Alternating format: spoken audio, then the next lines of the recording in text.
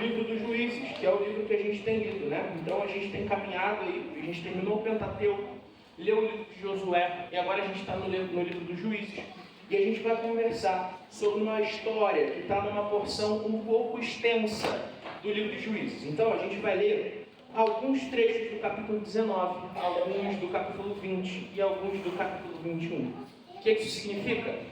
Me acompanhem, eu vou dando as deixas para vocês, tá bom? De onde que a gente vai. Primeiro, abram lá em Juízes 19, versículo 1. Juízes 19, 1. À medida que você encontrar, se puder, fique de perto para que a gente leia juntos.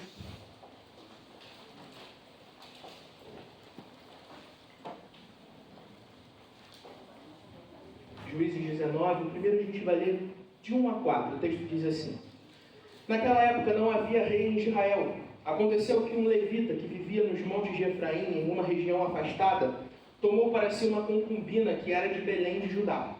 Esta, porém, lhe foi infiel, deixou-o e voltou para a casa de seu pai, em Belém de Judá. 4 meses depois, o seu marido foi convencê-lo a voltar. Ele tinha levado o seu servo e 2 jumentos. A mulher o levou para dentro da casa do pai, e quando o pai o viu, se alegrou. O sogro dele o convenceu a ficar, onde permaneceu com eles 3 dias, todos comendo, bebendo e dormindo ali. Verso 10.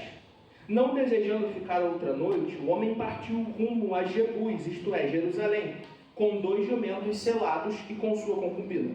Quando estavam perto de Jebus e já se findava o dia, o servo disse ao seu senhor: Venha, vamos parar na cidade dos Jebuseus e passar a noite ali.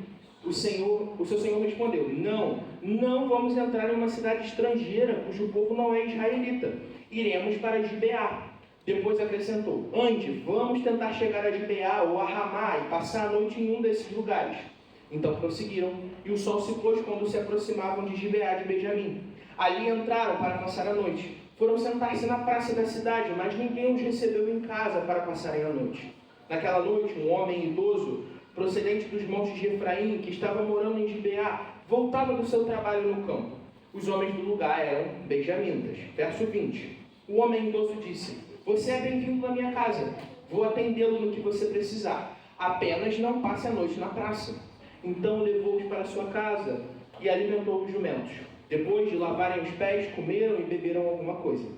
Enquanto se divertiam, alguns homens perversos da cidade cercaram a casa. Esmurrando a porta, gritaram para o homem idoso, dono da casa: Traga para fora o homem que entrou na sua casa, para que tenhamos relações sexuais com ele. O dono da casa saiu e lhes disse: Não sejam tão perversos, meus amigos. Já que esse homem é meu hóspede, não cometam essa loucura. Vejam, aqui está a minha filha virgem e a concubina do meu hóspede. Eu as trarei a vocês, e vocês poderão usá-las e fazer com elas o que for bom aos seus olhos. Nada façam, entretanto, com esse homem. Não cometam tal loucura. Os homens, porém, não quiseram ouvi-lo. Então o levita tomou a sua concubina e a mandou para fora. Eles a violentaram e abusaram dela a noite toda. Ao alvorecer, deixaram que ela fosse. Ao romper do dia, a mulher voltou para casa, onde o seu senhor estava hospedado. Caiu a porta e ali ficou até o dia clarear.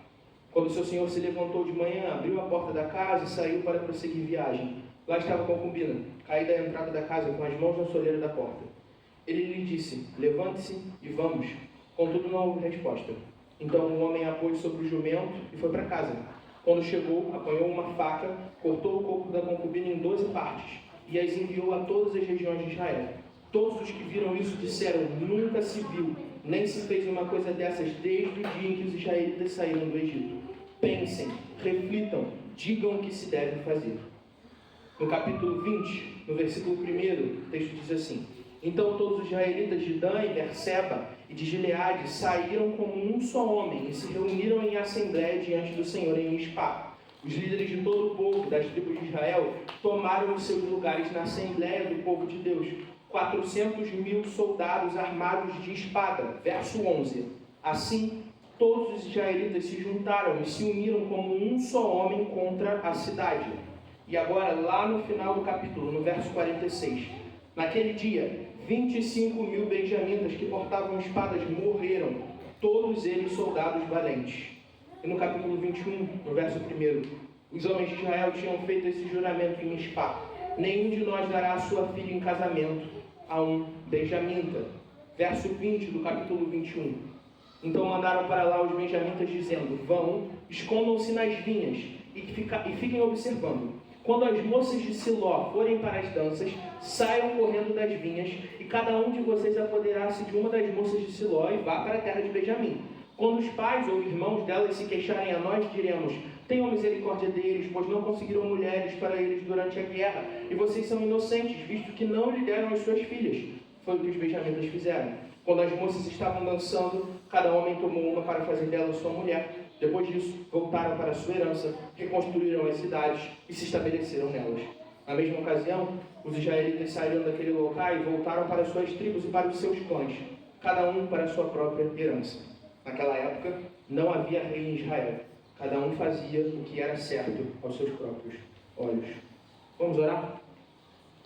Senhor Jesus, nós nos aproximamos da Tua palavra, Jesus, nos submetendo à Tua vontade, Senhor. Nós queremos ouvir a Tua voz e aprender de Ti. Nós nos deparamos às vezes com textos difíceis como esse, Jesus. Nos ajuda a entender o que o Senhor quer nos ensinar através dessa história tão terrível.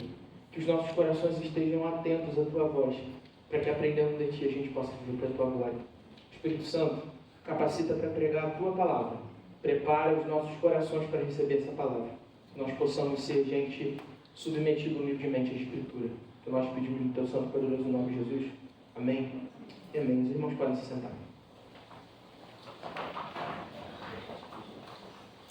Eu não tenho uma memória muito boa em relação a fatos da minha infância. Eu já até comentei isso outra vez com os irmãos aqui numa pregação. Às vezes minha mãe pergunta: você lembra de tal pessoa, de tal coisa, de tal situação? E eu quase sempre não lembro. Mas tem uma memória que eu lembro bem, que é de uma viagem que a gente fez. E eu lembro bem mais ou menos, porque eu já não lembro quantos anos eu tinha. Mas era alguma coisa ali entre 10 e 12 anos. A gente foi para Itaperuna visitar um pastor amigo que morava lá. E nessa viagem para Itaperuna a gente foi em Raposo, que é uma cidade do interior do estado do Rio. E a gente foi lá em Raposo porque tem uma feirinha e tal, as pessoas que estavam com a gente queriam comprar coisinhas para trazer e tal, e a gente foi lá. E Raposo tinha também um passeio de carroça, né? Então você podia subir lá na carroça e conhecer a cidade, que não era uma cidade muito grande.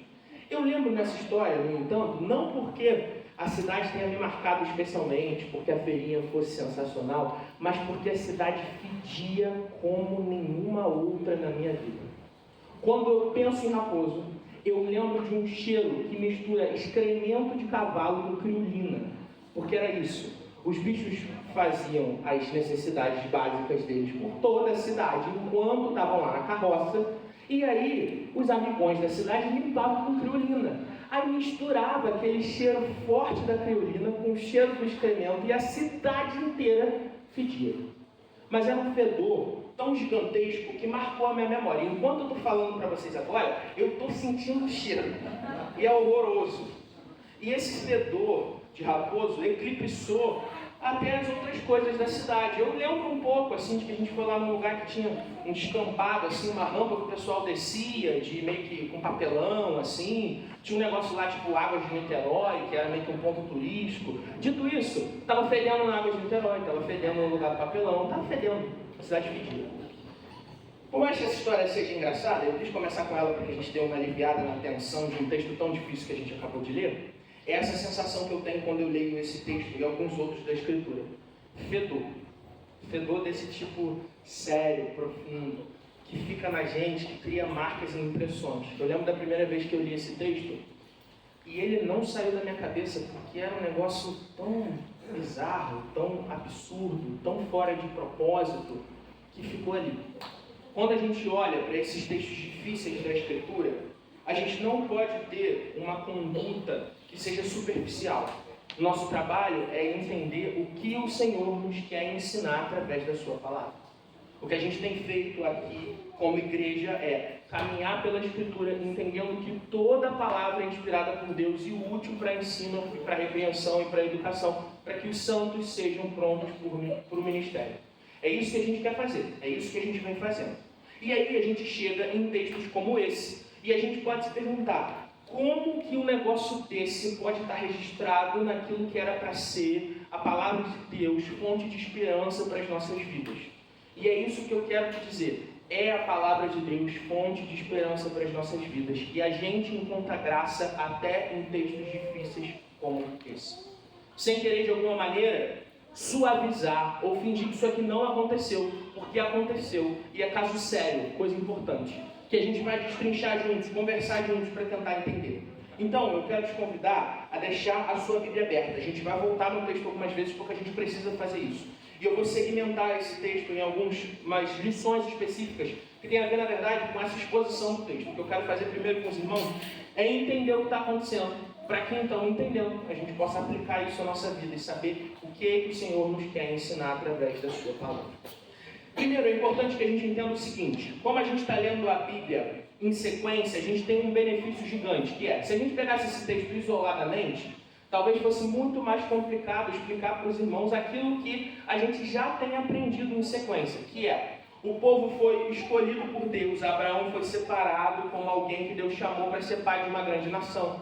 Essa nação vai para o Egito através da obra condutora de Deus na história, quando José é feito governador do Egito e preserva não só os judeus, mas aquela região toda da morte, da escassez que surgiu. Esse povo vive 400 anos como escravo no Egito. E esse tempo de escravidão faz com que esse povo cresça muito. Então a solução egípcia foi escravizá-los. Deus então levanta um libertador, Moisés, que é parte do povo de Deus, mas que foi criado como filho da filha do faraó. E Moisés, depois de relutar um tanto, vai e liberta esse povo, não pelo seu poder, mas pelo poder que vem do próprio Deus. Moisés confronta o faraó endurece o coração, a gente conhece a história. Deus manda as pragas, aquelas 10 pragas fazem com que o faraó então entenda quem é o Senhor, quem é o Deus daquela nação. Esse povo é liberto, são conduzidos pelo deserto pela mão poderosa do Senhor. Mar se abre, nuvem de fogo no céu, comida cai do céu. Essa gente tem a lei revelada para eles. Deus expressa a sua vontade, faz um pacto e aliança com esse pessoal. E essa galera quebra então esse pacto e aliança, porque quando chega na porta da terra prometida, decide que não vai entrar, porque não vai dar. O Senhor não vai ter como. A galera é grande, tem guerreiros poderosos, a gente não vai conseguir. Por mais que Caleb e Josué, 2 dos espias, junto com os outros 10 que foram enviados à terra, tenham dito: a gente pode porque a gente pode no Senhor, Ele prometeu. Então esse povo não entra na terra. Deus se enfurece com aquela geração e todos eles morrem no deserto depois de ficar 40 anos esperando. É só quando a nova geração surge que o povo entra na terra, liderado agora não mais por Moisés, que também já morreu, mas por Josué, um desses espias que se manteve fiel ao Senhor. Josué guia o povo na conquista da terra. O povo é vitorioso, vence os inimigos pelo poder que vem do Senhor. Eles são fiéis à palavra de Deus, comprometidos com a revelação de Deus. Eles vivem para a glória de Deus. Cometem um erro ou outro ainda na época de Josué, como por exemplo, preservar algumas nações vizinhas que Deus tinha mandado destruir, para que elas não fossem pedra de tropeço para eles. Mas eles desobedecem. Ainda assim era uma boa geração, que tinha entendido a palavra de Deus. Então chega o tempo dos juízes. Aqui a coisa descamba. De uma geração para outra, poucas gerações depois, o povo já esqueceu tudo que tinha aprendido. Essa gente não é mais gente fiel, mas gente que vive de acordo com a própria vontade. Gente que vive de acordo com o que lhe parece certo aos próprios olhos. A gente caminhou pelo livro dos juízes e a gente percebeu a degradação do povo de Israel. Aquela nação que devia ser separada como o povo santo de Deus, nação escolhida para pregar às outras nações sobre a salvação que vem do Deus poderoso, se corrompe e agora vive de acordo com a sua própria vontade. O ciclo dos juízes é exaustivo. Gente pecando, Deus disciplinando com punição que vem de nações inimigas conquistando Israel. Deus levantando um juiz à medida que o povo clama, e às vezes até quando o povo nem lembra de clamar. Então esse juiz liberta o povo e o ciclo recomeça. É isso que vai acontecendo no livro dos juízes.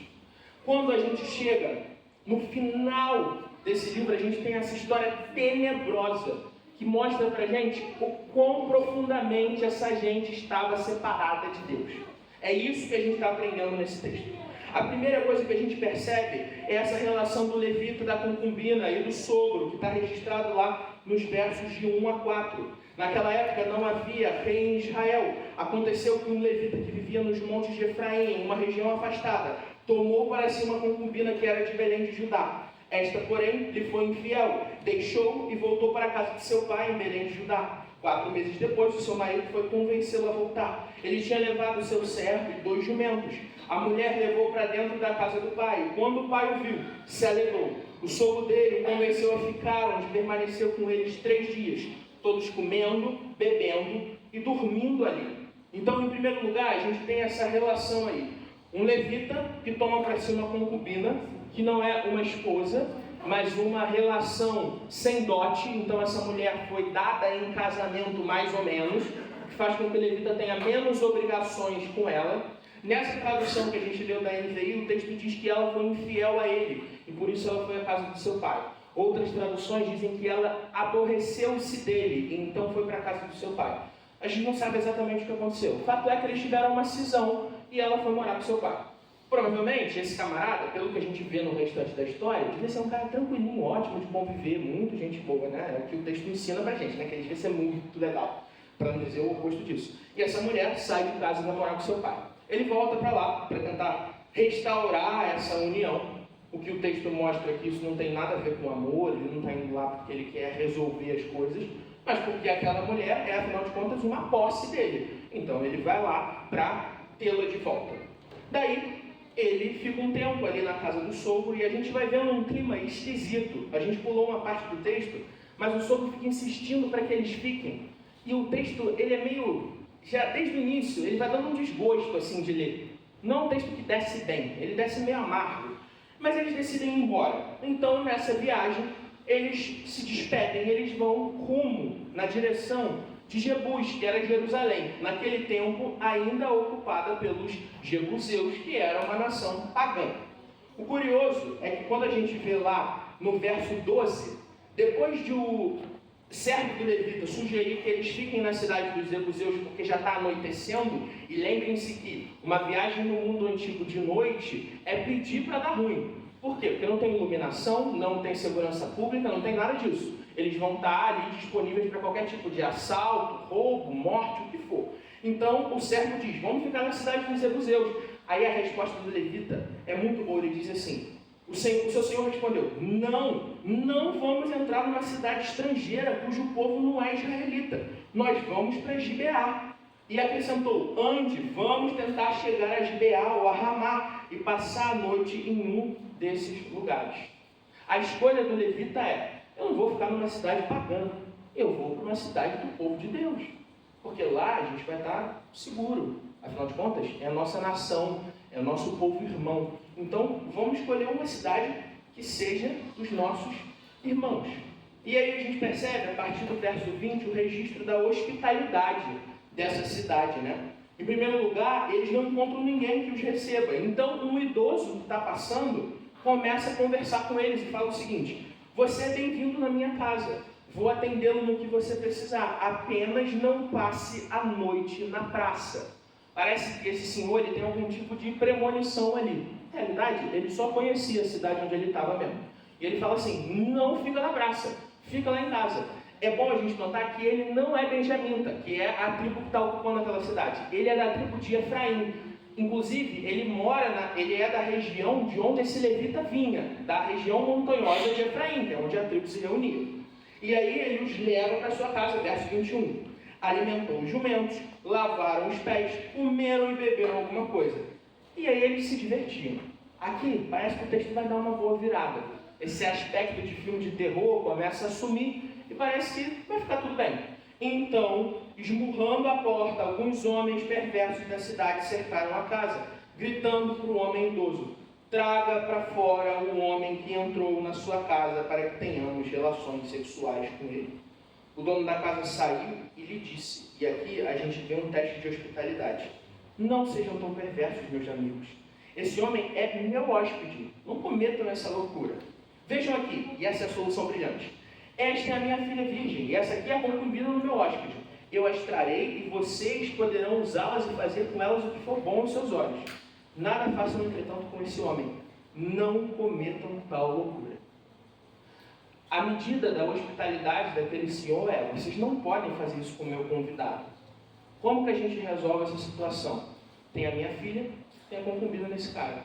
Com elas, se vocês quiserem. O que vocês quiserem. Mas como é hóspede, não, porque aí é loucura. Afinal de contas, nós somos civilizados, né? Essa é a pretensão desse homem quando ele diz isso. É bizarro a gente olhar para a Escritura e quando a gente lê essa história, a gente percebe um paralelo direto. E já deve ter surgido aí na mente de vocês. A gente leu esse texto aqui, a gente conversou sobre isso. Essa situação, quase nesses mesmos termos, aconteceu num outro lugar também. Vocês lembram onde? Em Sodoma. Em Sodoma. A gente tem lá no livro do Gênesis esse registro. Uma nação, uma cidade pagã, depravada, totalmente distante da vontade de Deus, a ponto de Deus enviar destruição sobre aquela cidade, a pedido de Abraão, porque Ló lá vivia. Anjos vão para dar uma averiguada, e Abraão pede: Senhor, se você encontrar pelo menos um justo, preserva aquela cidade. Então Deus manda seus anjos que chegam lá, e os anjos são ameaçados pelos moradores de Sodoma, e convidados a saírem da casa de Ló, que está recebendo eles, para que esses homens tenham relações sexuais com esses anjos. A proposta de Ló é curiosamente semelhante à proposta desse senhor de Efraim. Ele diz: eu tenho as minhas filhas, mas deixo os anjos em paz. Só que ali a situação acontece um pouco diferente, porque esses anjos são anjos de Deus, né? Eles cegam aqueles homens, então tiram Ló e a família da cidade, e a destruição acontece ali. O problema é que nessa situação aqui registrada do levita, essa intervenção infelizmente não acontece. A gente tem registrado nos versos 25 a 30, e a gente não precisa os ler, porque eles já estão marcados na nossa cabeça, infelizmente, o crime que acontece. Então, o texto diz aqui que o levita entrega a sua concubina. Em algumas outras traduções dá a ideia de que foi o Senhor quem a entregou. O fato é que esses dois homens, o marido daquela mulher, o anfitrião que a estava hospedando, que deviam ser aqueles que tinham que comprar a briga por elas, pela concubina e pela própria filha, não fazem o seu papel de homens, entregam aquelas mulheres para serem violentadas. Na verdade, entregam a concubina do levita. O que acontece depois é que essa mulher é abusada durante uma noite inteira e volta para casa destruída, destroçada, a ponto de desfalecer na porta de entrada da casa. O texto não diz para a gente o que o levita ficou fazendo nesse tempo. Ele não parece muito preocupado. Ele deve ter dormido, descansado, ficado bem tranquilo. Então ele acorda de manhã. E quando ele abre a porta para ir embora, ele vê a mulher. E o que ele diz com toda a sensibilidade do mundo? Levanta e vão embora. Levanta e vão embora. Ela não responde. Então ele coloca ela em cima de um jumento, leva para casa, a parte em 12 pedaços e envia para todos os príncipes de Israel para dizer: olha esse crime que foi cometido entre o povo de Deus. O texto nem mesmo diz se essa mulher morreu naquela situação da violência. Talvez nem tenha morrido. Ela provavelmente estava num estado muito precário, e esse homem pode ter até matado ela, para que então o crime pudesse ser punido de alguma maneira. Não tem como a gente saber isso, não tem porque a gente entrar nesse meandro. O ponto é, o grande ponto de tensão desse texto é: homens que deviam ser homens não fazem o que tem de ser feito. Então, o pior acontece. O crime se instaura. Homens que deviam ser homens de Deus fazem aquilo que é abominável para Deus e cometem esse crime. O resultado disso a gente encontra no capítulo 20, nos versos que a gente leu. Então, se a gente voltar lá no capítulo 20, a gente vai ver que os príncipes das tribos recebem aqueles pedaços da mulher que foram enviados. Então todos os israelitas de Dan e Berseba e de Gileade saíram como um só homem e se reuniram em assembléia diante do Senhor em Mispá. Os líderes de todo o povo das tribos de Israel tornaram seus lugares na assembléia do povo de Deus, 400.000 soldados armados. Assim os israelitas se juntaram e se uniram como um só homem. E naquele dia, depois de uma batalha muito triste, sangrenta, de povo de Deus lutando contra o povo de Deus, 25.000 benjamitas são mortos. E vários homens do exército de Israel, das outras tribos, também são mortos. 3 investidas acontecem contra os benjamitas. Em 2 delas eles ganham. Em uma delas, então, na última, o Senhor dá vitória aos israelitas. E 25.000 homens de Benjamim morrem. O resultado desse crime é guerra. E o que acontece depois é: o povo, tão indignado com o que aconteceu, faz um juramento: nós não vamos dar nossas mulheres em casamento aos benjamitas restantes. Essa tribo que suma por causa do pecado deles, por causa do que eles fizeram. Mas aí eles se compadecem e pensam assim: mas eles são nossos irmãos. A A gente precisa fazer alguma coisa. Então, qual é a solução? Mais crime. Mais crime. Então, os líderes das outras tribos instruem os benjamitas de ficarem em Siló, escondidos, para durante uma festa raptarem as mulheres que ali estão e então levá-las como esposa, e com a justificativa de o pessoal de Siló não vai poder ser culpado desse crime, afinal eles não deram as suas filhas, mas elas foram raptadas. Essa é a solução perfeita. E é isso que eles fazem. Essas mulheres são levadas como esposas, não esposas, mas como escravas, e esses benjamitas fazem o que bem querem com elas. O que acontece é crime de novo. Então, toda essa história e o livro dos Juízes se encerra no verso 25 do capítulo 21, com um refrão que marca todo o livro dos Juízes. E eu quero te convidar a lê-lo comigo, porque está lá e diz assim: naquela época não havia rei em Israel, cada um fazia o que era certo aos seus próprios olhos. Vamos todos juntos? Naquela época não havia rei em Israel, cada um fazia o que era certo aos seus próprios olhos. A gente passou por esse texto rapidamente, pontuando essas coisas. Eu queria fazer agora algumas aplicações do que a gente aprende aqui, de como isso afeta a nossa vida. A gente vê nesse texto o potencial da maldade humana. Até onde a humanidade caída pode ir. Quão profundas são as marcas do pecado na nossa vida. E a pergunta que fica é: o povo de Deus está livre disso? Aqueles que Jesus chamou, aqueles que foram escolhidos pelo Senhor, eles estão livres dessa conduta maldosa, maligna? Não. A gente viu no texto, não. Esses homens, ainda que fossem nação de Deus, povo escolhido de Deus, são culpados dos crimes que cometeram. Tanto os benjamitas, que violentaram aquela mulher, quanto o povo que incentiva eles a sequestrarem outras mulheres. A guerra que acontece é disciplina para os benjamitas, mas é disciplina para todo Israel. É por isso que Deus deixa que eles percam batalhas nesse processo, que todos os lados saiam feridos, porque todo o povo está distante da vontade de Deus. A questão é que eu e você corremos o risco de cairmos no mesmo buraco dessa gente. Aí você pode pensar assim: de jeito nenhum, eu nunca faria um negócio desse. Meu irmão e minha irmã, uma conduta sincera e honesta que a gente precisa ter é reconhecer a maldade potencial que existe no meu e no seu coração. Sabe por que a gente não faz esse tipo de coisa? Por uma única razão: não é porque você é bom, não é porque você tem força de vontade, não é porque você se dedica muito, não é porque você foi criado numa igreja, não é por causa da moral judaico-cristã, é por causa do Espírito Santo de Deus que freia as nossas inclinações malignas. É só por isso. É porque o Senhor coloca em nós freios, maneiras de nos segurar, nos molda na medida da semelhança de Jesus, nos faz gente mais parecidas com Jesus, por causa da obra que Ele opera em nós através da Tua Palavra, que nós não somos como essas pessoas. Todas as vezes que nós esquecemos disso, o que acontece é nós nos tornamos gente propícia a fazer todo tipo de absurdo. E a gente não precisa recorrer só a esses textos bíblicos para perceber isso. Quantas vezes a Igreja de Cristo hoje comete absurdos? Porque tem gente no meio do povo de Deus que finge que é de Deus, mas vive segundo a sua própria vontade, fazendo o que parece bem aos seus próprios olhos. Isso não é só coisa de pastor que comete pecado, mas coisa de crente que comete pecado, e pecados sérios, graves, coisas indizíveis, impensáveis.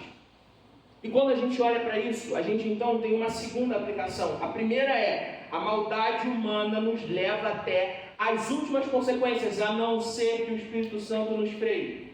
A segunda é: o Senhor disciplina a todos os seus.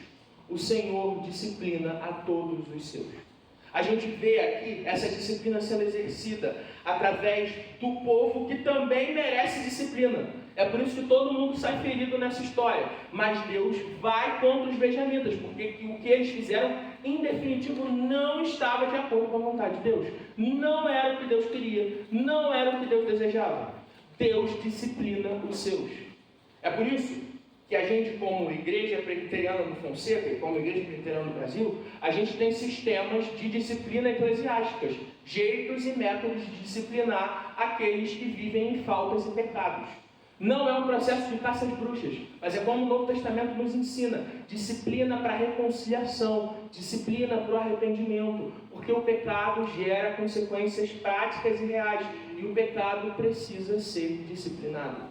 A disciplina do Senhor tem um único objetivo. O autor de Hebreus fala isso lá no capítulo 12. O Senhor quer produzir em nós fruto de justiça. O Senhor quer produzir em nós fruto de justiça. Todas as vezes que nós somos disciplinados pela nossa má conduta, pelo nosso pecado, pelos nossos erros, então o que o Senhor quer é nos fazer gente mais parecida com Jesus. Por isso, não ignore a disciplina do Senhor. Não despreze a disciplina do Senhor. Saiba que quando o Senhor te disciplina é para o seu crescimento, para que você seja gente que é mais parecida com Jesus e mais parecida com esse tipo de gente registrada aqui no texto que a gente acabou de ler. Gente que vive mais para Deus do que para as suas próprias vontades, que está mais comprometida em fazer o que Deus quer do que o que ela mesma quer. A última aplicação que eu quero fazer, e é a mais importante dessa reflexão que a gente está tendo, é: existe um problema quando a gente resolve viver de acordo com aquilo que parece bem aos nossos próprios olhos. A gente leu lá no texto de Jefté, quando o pastor Silas pregou sobre isso, a gente conversou sobre a decadência religiosa, a decadência de conhecimento que o povo de Israel tinha. Jefté não entendia a vontade de Deus e o que estava na lei dele, e por isso ele faz uma promessa de sacrificar sua própria filha, coisa que Deus já tinha dito que não queria, que era abominável aos seus próprios olhos. Mas, aos olhos de Jefté, ele estava sendo fiel, dedicado a Deus, e assim o faz. O problema é que a consequência de uma compreensão errada da vontade de Deus é uma vida moral distante do que Deus espera de nós. É isso que esses benjamitas estão encarando. É gente que esqueceu a vontade de Deus, que vive de acordo com a sua própria vontade. Então tem uma moralidade que é segundo o meu próprio coração. E o coração do homem é enganoso em todos os seus desígnios e propósitos. É de dentro que vem toda a maldade. É porque pecamos e estamos destituídos da glória de Deus, que todo tipo de maldade procede do nosso coração. Então, quando a gente resolve viver a vida baseada na minha própria vontade, no meu próprio entendimento, quando eu me estribo no meu próprio entendimento, quando eu me firmo na minha própria compreensão das coisas, então, obviamente, vai dar tudo errado. E aqui tem um detalhe importante. Às vezes, a gente tem um conceito moral bom baseado no próprio entendimento. Eu não estou falando de, eu acho que eu posso matar pessoas. A gente não vai falar isso, né? A gente entende que não pode. Mas, às vezes, eu tenho compreensões de coisas que eu preciso fazer que surgem do meu coração e não da palavra de Deus. E esse é o problema. Viver a vontade de Deus é viver a sua palavra na íntegra, do começo ao fim. Do começo ao fim. Porque senão eu coloco os meus achismos na questão. Eu começo a viver a vida de acordo com o que eu acho certo. E aí as minhas doutrinas, as doutrinas que orientam a minha existência, são minhas e não bíblicas. E aí vai dar errado. Vai dar errado. Tipo, a gente pode pensar assim: se eu não der tudo de mim, eu não vou conseguir nada. Então, trabalhe enquanto eles dormem. Trabalhe enquanto eles dormem.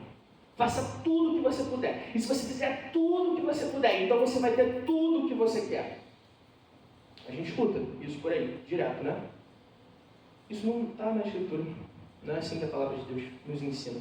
A Bíblia nos ensina que Deus nos chamou para fazer o melhor em tudo o que fomos colocados a fazer, porque é para a glória dele. No entanto, às vezes as coisas dão errado mesmo. Pode dar tudo sim, e não dá certo. Por quê? Porque a vontade de Deus é soberana. E o que acontece? Ele transforma o mal em bem. As coisas que dão errado, ainda assim, no fim, dão certo. Porque ele faz com que tudo concorra para o nosso bem. Que loucura! Mas é um princípio que parece bom. seguro, até honesto, nem um pouco imoral, mas que não vem da palavra de Deus. Eu não estou falando sobre cometer pecados e crimes escancarados, mas viver uma vida fundamentada nas minhas compreensões e não no que a palavra diz. É por isso que o esforço que a gente faz aqui, dominicalmente, semanalmente, todos os dias, é olhar para a palavra de Deus, entender a palavra de Deus e então viver de acordo com o que o Senhor nos revelou. Esse exercício, ele é necessário, mas às vezes ele é difícil, mesmo porque eu e você somos pecadores que carecemos da graça de Deus. Eu falei que nesse e em outros textos das Escrituras, eu às vezes tenho essa sensação de fedor, como o fedor de raposo. Eu leio esses textos e eu fico pensando na podridão humana. Aí eu olho para dentro e fede. Fede. De verdade. Se você olha para o seu coração e você acha que você conseguiu dar uma perfumadinha nele, meu irmão, minha irmã, arrepende-se. Seu coração é fedido, como o meu é. Porque todos os nossos corações estão nesse mesmo estado de podridão, como cadáveres sendo decompostos pelo efeito do pecado. Mas, graças a Deus, porque na cruz do Calvário, Jesus morre e ressuscita.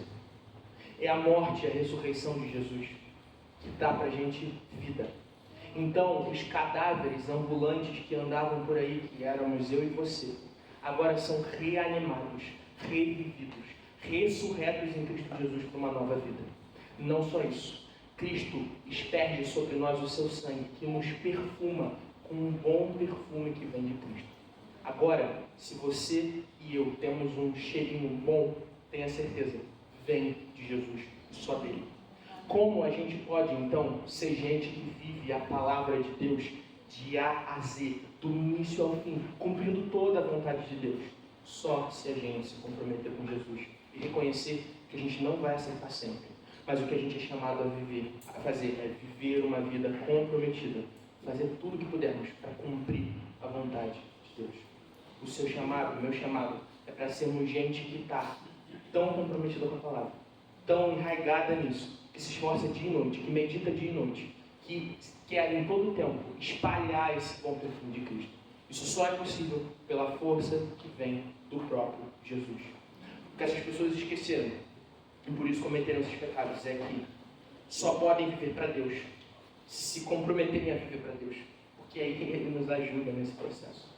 Não é na força do meu braço, não é na força do seu braço, é porque Jesus estendeu os seus braços para mim e para você, é porque os seus laços de sangue nos unem, é que agora nós podemos viver para a glória de Deus.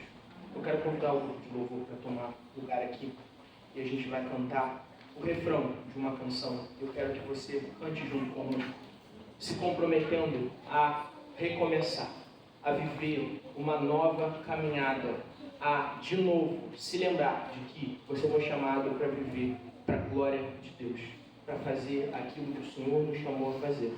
Não viver segundo o seu próprio entendimento, não segundo os seus próprios olhos, mas segundo a vontade de Deus. Amém? Vamos orar?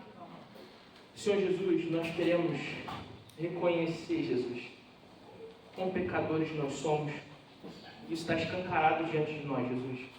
A Escritura, através desses textos difíceis, nos ajuda a perceber quanto nós fedemos, Jesus.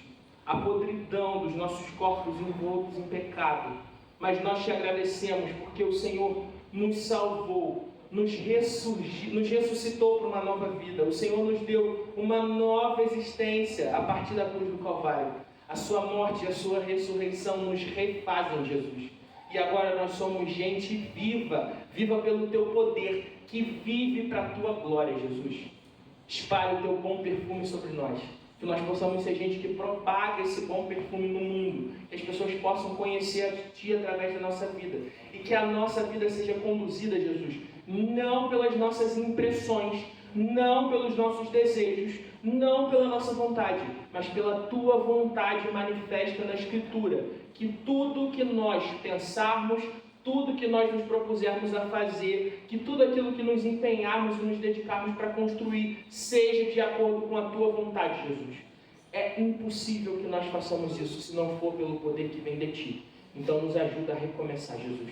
É isso que nós queremos, nos comprometer nessa manhã mais uma vez a viver para a Tua glória. Nos fortalece, nos capacita a isso. Nos ajuda, Jesus. Caminha conosco. É o que nós pedimos.